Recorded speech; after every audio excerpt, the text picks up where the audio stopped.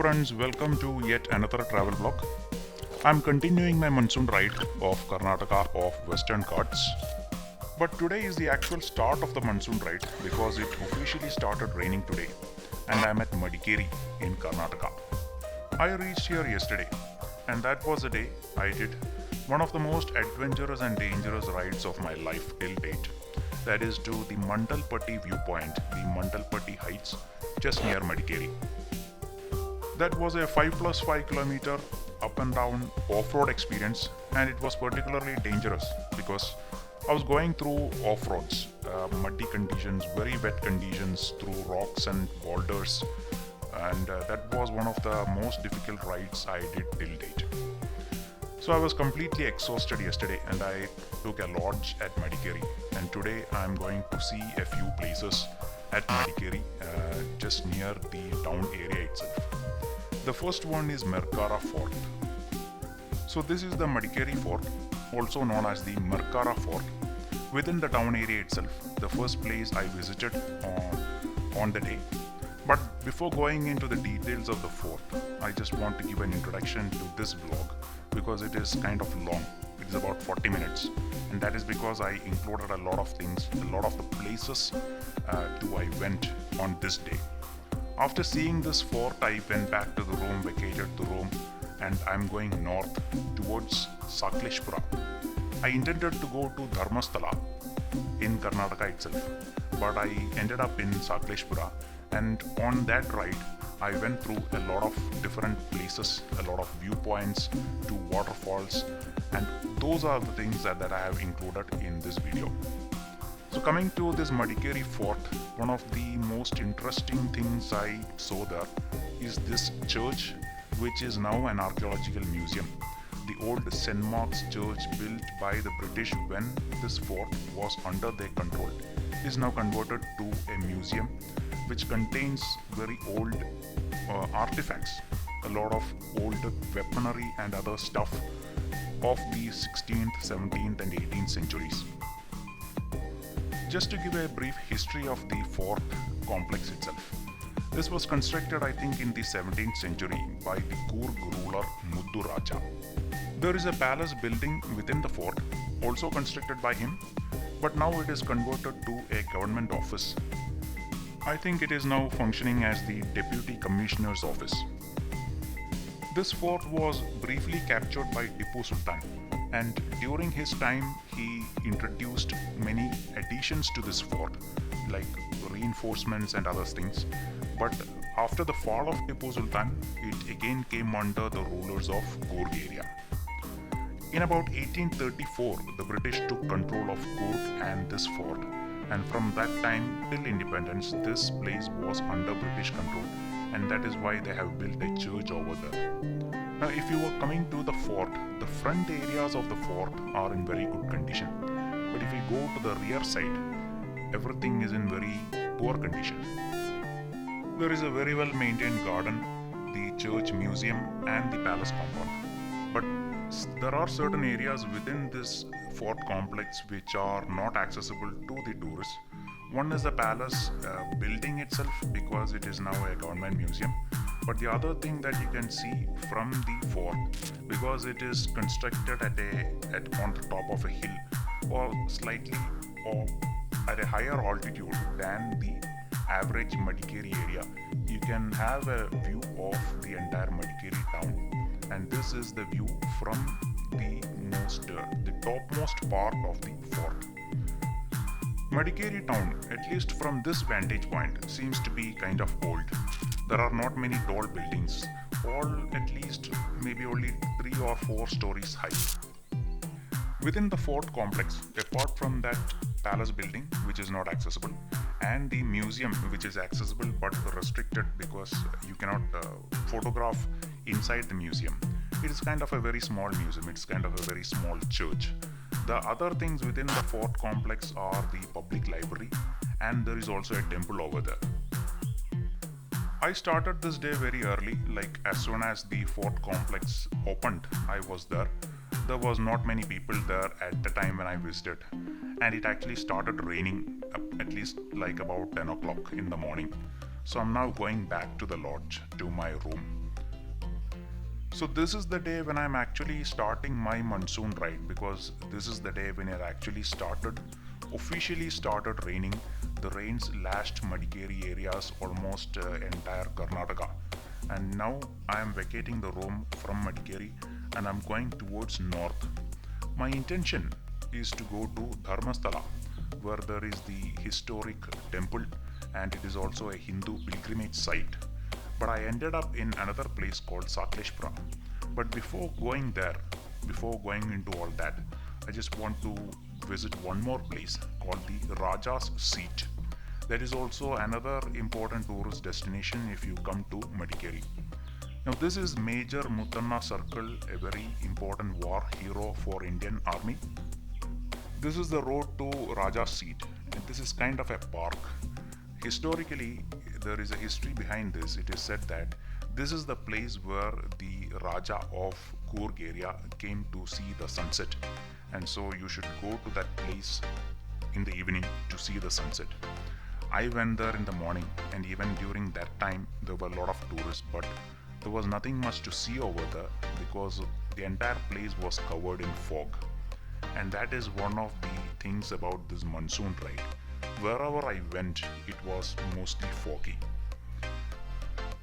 And I'm mostly going through the hills, and most of these Madikeri area is having a lot of coffee estates.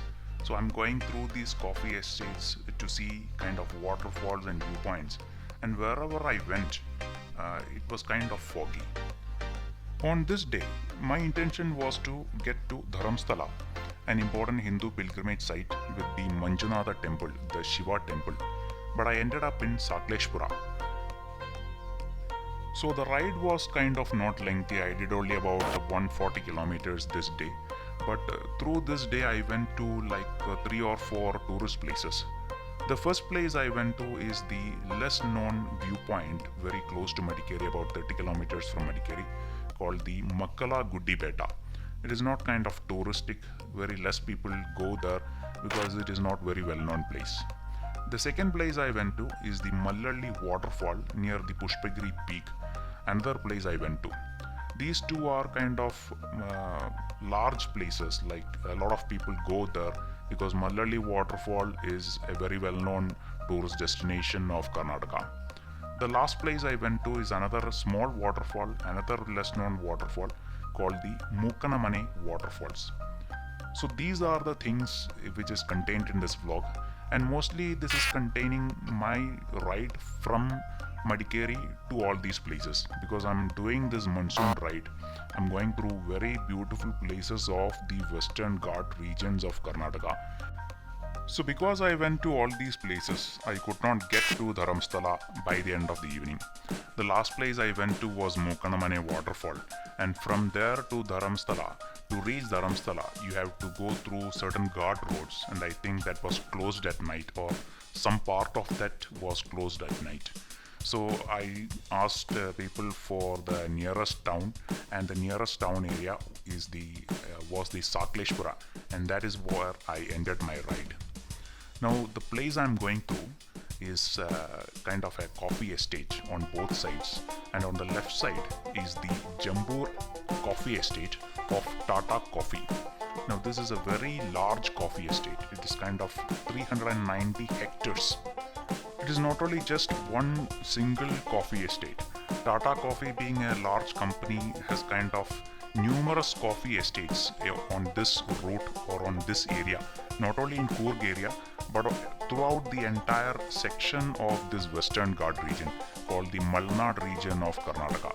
So there are kind of about 10 to 15 large and small coffee estates of Tata Coffee itself. There are also small and large coffee plantations, like people cultivating in half acre, 1 acre, and also medium scale, like maybe around 100 acres or something. So all these places, the places through I'm going, have a large number of coffee plantations. And this Jambur coffee is kind of a speciality because I think there is some kind of special variety coffee being planted there. I think the name of the coffee being planted here, or the variety, is called the Arabica coffee. It has some kind of specialty. I'm not sure what is the speciality about this coffee, but the literature, whatever is available on the internet, and whatever I could gather from the people when I was going through when I was talking to a few people on the road, they said there is some kind of very special coffee being planted there.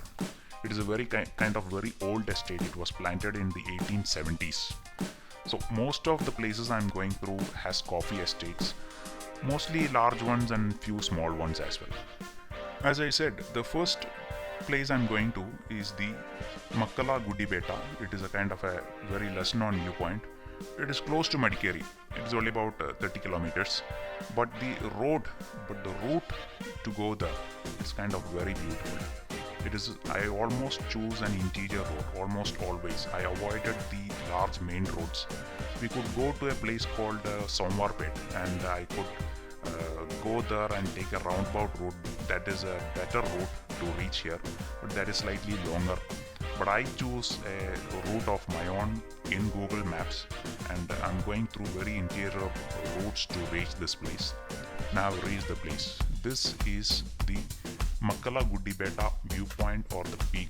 It is on top of a mountain. It is a viewpoint. And the best thing about this is that when I went there, it was raining. That is another thing. But there was nobody there. It was completely empty. It was only me at the place. Well, it is raining. That could be one reason for not many people there or nobody there. Just me. Now, I have seen pictures and videos of this place on social media, like in YouTube and other social medias, but very few, not many, like one or two videos and several pictures of this place. And that explains the kind of nobody here. So it is kind of very less known, very less touristic, and so the kind of infrastructure around this place is also very less. If it is like a place with a lot of tourist activity, you can expect like hotels, restaurants, homestays, all those amenities for the tourists, but there is no such thing surrounding this place. There was like only one small shop selling kind of maybe things for the tourists. The only thing at this place is this construction. It is kind of a bus stand on 6 pillars, a roof, and it is a viewpoint. And the view from here is very beautiful. This is kind of a cliff on top of the mountain. I think it is a rocky mountain because what I see here is a large piece of rock here, and it is kind of a sheer cliff, like a suicide point. And the views from here are very beautiful. It is magnificent. Apart from those foggy clouds, it could have been much more better. So I came here during the monsoon. I'm planning to enjoy the monsoon ride, and so I can expect these kind of foggy climate. And you can just have that motion or the movement of that foggy clouds. Just to see that, you can be here for like 1 or 2 hours. On the right side is the Harangi Reservoir. That is one of the tributary of the large Kaveri River. There is a dam and the reservoir there. You can have a view of that from this place. If it was not kind of very foggy, I could have got better pictures and videos of this place. I reached here like around maybe 11 or just before 12. It is kind of noon. There should have been much more visibility over here, but not at this place, at this particular place. If you kind of see over a long distance, there is much more visibility on the downhill areas. So there is nothing else to do here, just to sit around, see the views, see the clouds move around. These clouds are not static. That is the most, I think, the attractive thing about this place. Now I came here also to see another thing, which is kind of a old cave-like construction, probably centuries old or decades old maybe, but I couldn't see anything of that. I saw pictures of that on social media, on the internet, and I was intending to see that as well, but I couldn't see that. I couldn't see such a place. So what I did was I tried to capture some time-lapse videos with my mobile phone. Because it was raining, I couldn't take out my DSLR, or very less I took very less pictures with the DSLR. What I did was I tried to capture the time lapse. This is one of them. It didn't come out very well because the mobile phone is not very best thing to capture like time lapse videos and all that. It is also kind of very less light over the place, and it's mostly cloudy. You can see on the horizon it is rain bearing clouds over the horizon, very less light. I was there not for long, maybe about half an hour or 1 hour. You can just be there to see the movement of that clouds. That is the most attractive thing about this place. That is, if you're coming during this time when it is foggy, during the monsoon period, that is the best thing to see at this place. So that was Makkala Guddi Betta. I wouldn't say it as the must visit or one of the must visit places.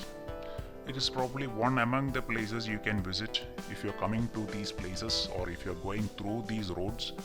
The best time to go there might be the same time period, the monsoon period. You can see that shifting clouds, the cloud shifting, and probably you can attempt to take some time-lapse videos of that. That was one of my first attempts of capturing some time-lapse videos. I tried to do it after a lot of effort, but I couldn't.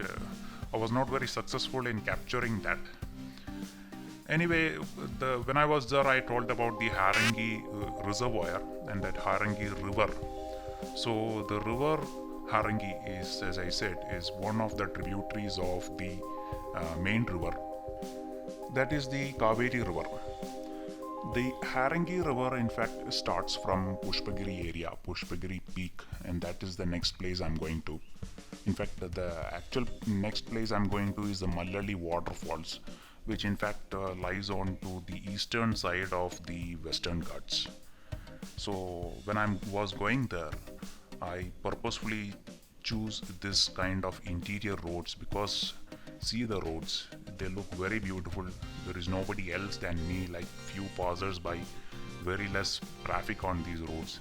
And that is some of the most interesting things about this monsoon ride. The wet road conditions, the cold climate, and the rain drizzling onto you almost all the time. In this video you might not see actual rain falling, but it was drizzling throughout the day, and for the next several days, for the rest of my ride on these tour up till Mumbai, it was continuously raining. And these days, this was one of the best days for riding, and I got very beautiful roads to go through on these rides on this day. From tomorrow onwards, I'm getting into slightly congested or more populated areas of Western Ghats because I'm going to places like Dharamsthala, where there is like a lot of people coming and going because of the nature of the place, because it is a pilgrimage site, so a lot of people go there. So on that road, on that day, I had to choose some route which was more traffic prone. But this day, almost throughout the entire length of this ride, almost like about 80% of the ride, I went through interior roads, going up and down the hills, through the mountains, and it was one of the best experiences of this entire tour. So most part of this vlog is about this ride itself.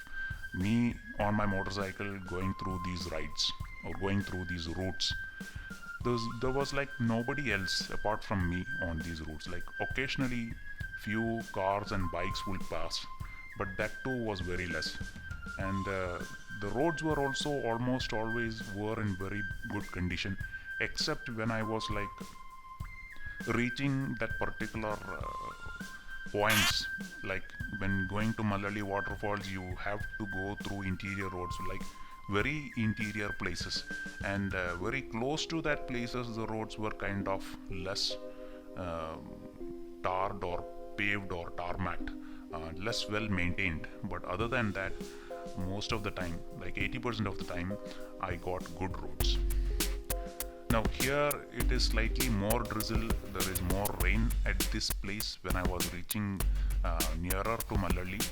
And what happened was, when I was starting this monsoon ride, I was planning for it, how to go and what to do, what to take with me along and all those things. And since I was like shifting everything from my last place like in Ooty to Mumbai, I had to take all my luggage.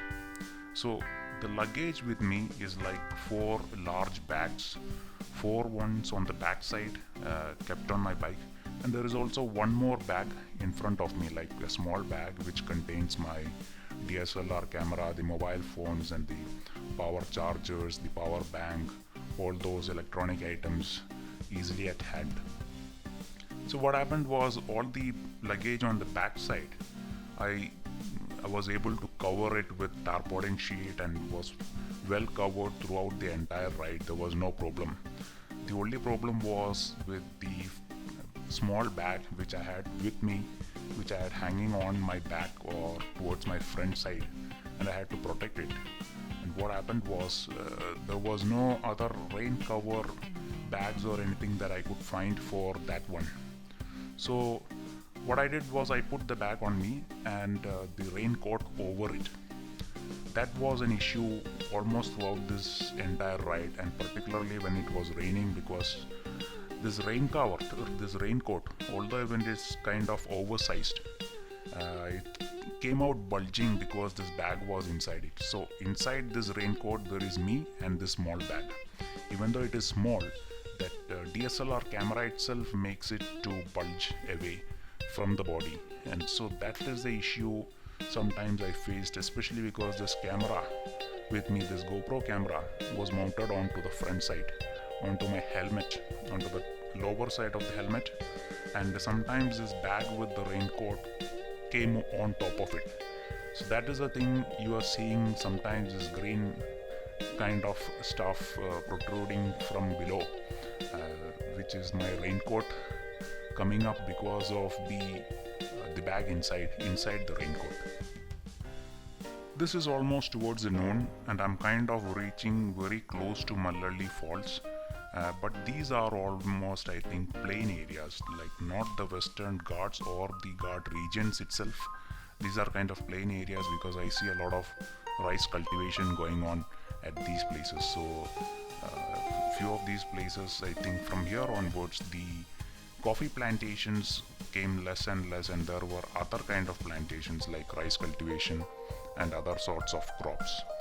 Now this is the road to Mallalli, and even though it was like noontime, just about 12 or 1 o'clock I reached Mallalli, the visibility was very less. Look at in front of you, there was a lot of fog, there was a lot of foggy weather, and it was raining. It started raining heavily when I reached Mallalli.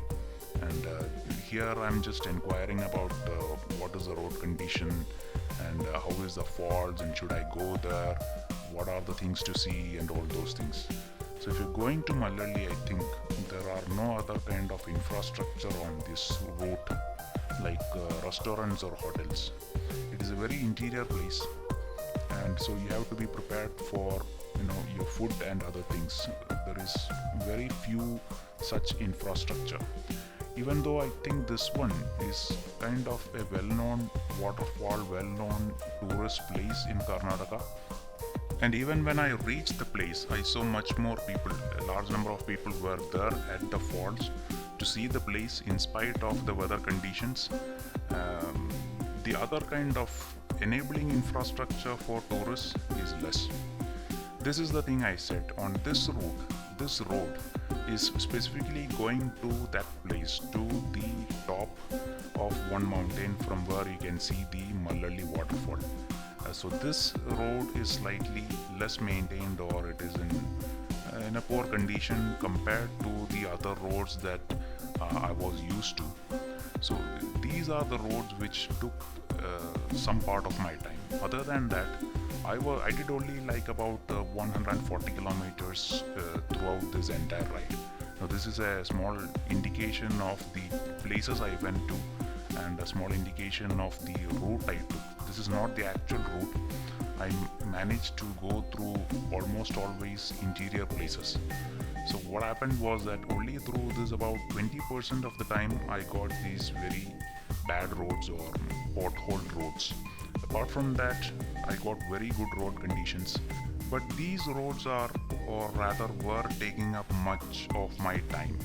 Because from the last point, from the Makkala Guddi Betta to the Mallalli waterfalls, it is only like about 40 kilometers. But I took about 2 hours to reach this place because of that very small part of that road which is not paved or tarmacked or well maintained. So that is one issue. So if you're planning for your ride, don't think that you will reach the place in like 1 hour because it is only like half 40 kilometers or 30 kilometers. That is not the case. Now this is Mallalli waterfall, and again here the same kind of story as before. Foggy weather, completely clouded, completely covered in misty conditions.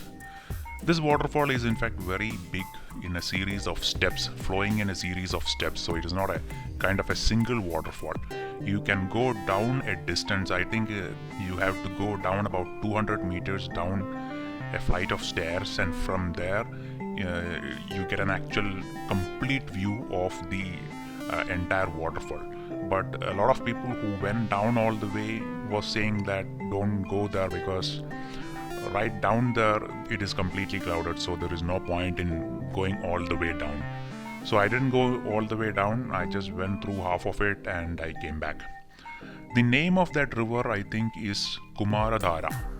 And unlike most of the other rivers in this region, this river is going or flowing to the west, that is to the Arabian Sea, towards Mangalore side. Most of the other rivers are flowing to the east, and the waterfalls in those rivers that which are flowing to the east are kind of less mighty. I think that is experience I got. This one is flowing to the west, and towards the west from the Western Ghats it is mostly kind of a cliff area. There is a steep slope towards the western area than to the east. So that is the reason why that waterfall is kind of big. And that is this Mallalli waterfall is in fact a very large waterfall. A lot of tourists go over there, and the best time probably is just after the monsoons when the rains have completed, the rainy season have completed, but still the water, a large quantity of water is flowing through that river. If you are coming during this time of the year, that is during the monsoon, you are probably going to see a lot of clouds, a lot of mist, and lot less of the waterfall. But the most important thing is that you can see those clouds shifting, those clouds moving around. But to see that you have to be there for like hours. Now I took a lot of pictures of the place, but most of it is like almost half covered with the clouds, nothing much to see of the waterfall. So I'm not going to put all that. In fact, this vlog is mostly about my ride. I'm just going through these places. I'm not bothered about whether the places are covered in snow or fog or mist or whatever. I just wanted to go through all these places. I'm not bothered whether it is covered or I cannot see anything. I'm just going through these roads, through these like mostly or completely empty roads through which very less people pass through in this kind of weather, in this beautiful weather. Now the rains have stopped for some time and I'm like enjoying this ride. If you are coming to this place during this weather in this monsoon, during the monsoon time, and if you want to photograph the places, it is kind of not possible because you are not able to see the waterfall.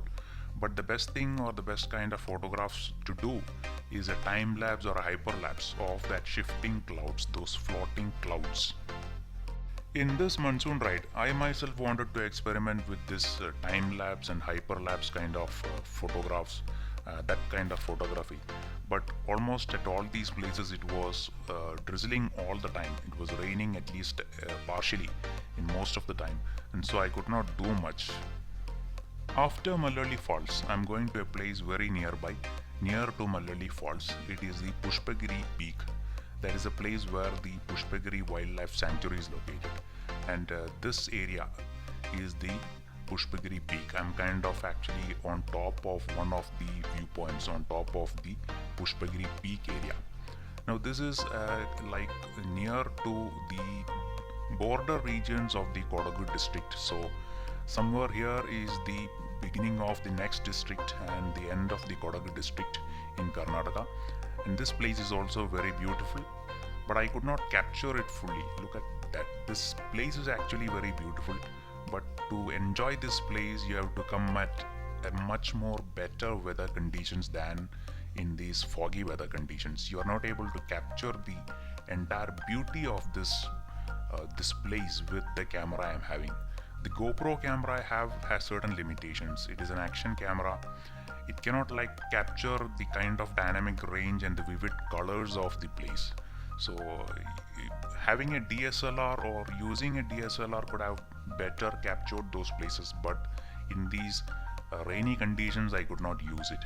So there are certain limitations of going through these roads or these places with the kind of equipment you have at this time period, because you are not able to completely capture those things, but still when you go there you are able to experience the beauty. In this video, the things which you are seeing are maybe kind of a little bit boring, but it actually is not. It is kind of mesmerizing, it is kind of very enjoyable, it's very beautiful even in this weather. But the limitations of the camera is in fact the reason for all these videos being kind of not to that mesmerizing. It is not able to actually capture that beauty of the places. Now this Pushpagiri peak and Pushpagiri area is another very important tourist destination of Karnataka. There are a lot of homestays and resorts. This is one such resort. I think the name is Arat Resort. It is kind of a large estate, maybe coffee estate, and within the coffee estate or something like that there is a resort, and it is kind of a very costly area. There is a river flowing through or within that resort or through that estate, and so the resort buildings and other construction, the houses and other cottages have been built alongside the river. There is also a waterfall, a small kind of waterfall flowing through that estate. So it is kind of a posh place for if you have the money, go and spend some time over there. Pushpagiri is also a renowned trekking destination of Karnataka. A lot of truckers come here, and there is I think a 10-kilometer path to the top of one of the peaks, and there are 3 different or alternative routes of trekking, and this is as far as I know it is kind of a medium intensity trek. It is not a very huge steep kind of trekking area, but a lot of people come to this place to do the trekking, and even in this weather I saw a few people, at least about 2 guys from Bangalore I saw on the way, who have come for trekking at this place. The common name or the most utilized name of this area is Pushpagiri. One of the peaks is Pushpagiri Peak because of the Pushpagiri Wildlife Sanctuary. Another name of this place is the Subramanya Hill Ranges and the Kumara Parvata because of the history or the legend associated with the place. Pushpagiri Peak is also, I think, the 4th largest peak in Karnataka. Now after Pushpagiri Peak, I am now going to Mookanemane Waterfall. This is also a very little known, less known tourist destination. It is kind of a river, a small kind of a stream. The waterfall is not as huge as the Mookanemane waterfall, but I think this one is kind of dangerous, and I will give you the reason later. The road to this place is not kind of tarmac, and it is like this, and with the rains the conditions have worsened. You can go in a 4-wheeler, you can go in a car, but me going on the motorcycle, it is reminding me of my previous day's experience of going to Mandalpatti heights, the Mandalpatti peak, my adventurous off-road ride through those 5 kilometers to reach the peak, and the difficulty I experienced on that ride.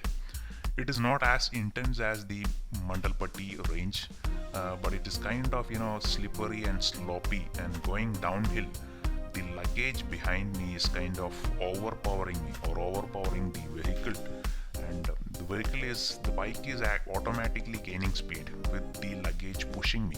It is kind of pushing me to go down, and even with the brakes applied I'm still going down. So I kind of stopped somewhere here. It is like about 100 meters downward. Now this is the Mookanemane waterfall. It is not much of a waterfall, and this is the waterfall. It is kind of a very small one, but it is also dangerous.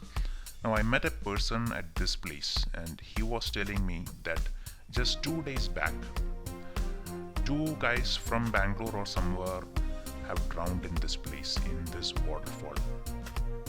By seeing the waterfall, it is not kind of coming in with force, full force, but on this slope there is kind of a very steep, or it is kind of very deep. That place where the water is flowing or water is flowing down is kind of very steep. In fact, the water is not coming with any kind of force, but you will not be able to gauge the intensity of the water just by looking at it. You will feel that it is kind of okay, but it is not. So this is a bit of a dangerous waterfall and a dangerous place for doing water sports like swimming and going into the water. So I didn't go inside, like I didn't go to the front side of the waterfall, because to go there you have to go through, like climb the mountain and take a U-turn and come back to the next place. Now this person who came with me just came along just to ensure that I am safe. He knew about this accident, and he was telling me that one of the guys who drowned here, they were able to fish out the body or take out the body from the waterfall only after a day, after trying for an entire day. So that is how deep that place is. You get stuck inside the rocks, that is what he said. The other thing about this place is that this is not restricted. At almost all the other places, almost all the other waterfalls like the Abbey Falls at Madikeri and the Mookanemane Falls, there are restrictions for people to go into the river stream, to the waterfall, to the river. So that is restricted with barriers. Now here it is open, everybody can go to the waterfall. There is no such kind of restrictions, because this is not that kind of it is not considered, or it was not considered difficult or dangerous prior to this accident. So that is the reason why there is no kind of barriers or restrictions. There is in fact no entry tickets, nothing. It is just like a stream. You can go there. It is open to everybody. There are no restrictions or anything like that. So that is why I think people who come here do not know the difficulty or the problem areas. Now this gentleman who came with me to show the place around, he just came because he wanted to ensure that I am safe. There was nothing in it for him. He was just standing there. He was telling me about this accident, and he told me just wait, I will come along with you so that there is nothing happening to you. And these are some kind of people you meet on these kinds of places, like kind of very interior places where very less people come. This is not a kind of a touristic area. I saw only these two guys over there, and they were tourists like me. They were visiting the place. Apart from that, there were nobody else. So this is very less visited, but still, kind of dangerous for people to go to who does not know the stream or the river very well. So it is always better to have a good understanding about the places you go before you go.